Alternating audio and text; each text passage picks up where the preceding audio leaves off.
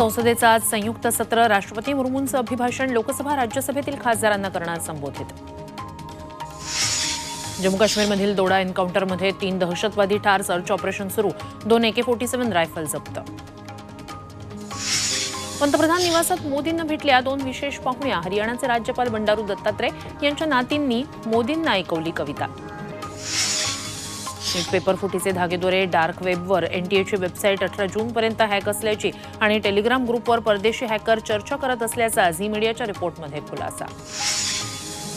सीबीआयकडून अटकेनंतर केजरीवालांच्या अडचणी वाढल्या. 3 दिवसात सीबीआय केजरीवालांना विचारणार 300 प्रश्न.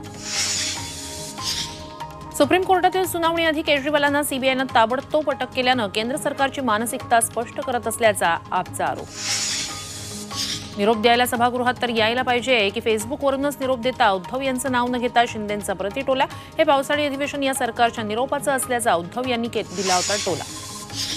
हैदराबादमध्ये भाजपच्या महिला कार्यकर्त्याचं मुख्यमंत्री रेवंत रेड्डी आणि सरकार विरोधात आंदोलन. महिला अत्याचार आणि बलात्काराच्या घटना तेलंगणात वाढल्याच्या निषेधार्थ आंदोलन. पावसाळा सुरू झाला तरी दिल्लीत पाणीबाणी. पाण्यासाठी दिल्लीतील असोला भागात संतप्त नागरिकांची घोषणाबाजी. पाण्याचा प्रश्न तातडीनं सोडवण्याची मागणी.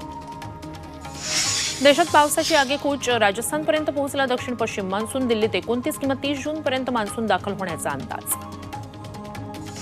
अमरनाथ यात्रेसाठी ऑफलाईन रजिस्ट्रेशनला सुरुवात. जम्मूच्या कार्यालयात भाविकांची मोठी गर्दी.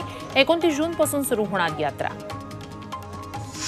भारतीय लष्करात लवकरच रोबोट डॉग्स येणार. मल्टी युटिलिटी लेग इक्विपमेंटचा वापर होणार. 100 पैकी 25 रोबोटिक डॉग्सची चाचणी पूर्ण. वेगावरील नियंत्रण सुटल्यानं डंपर घुसला. रस्त्याजवळच्या घरात. उत्तर प्रदेशातील ग्रेटर नोएडातील दुर्घटना.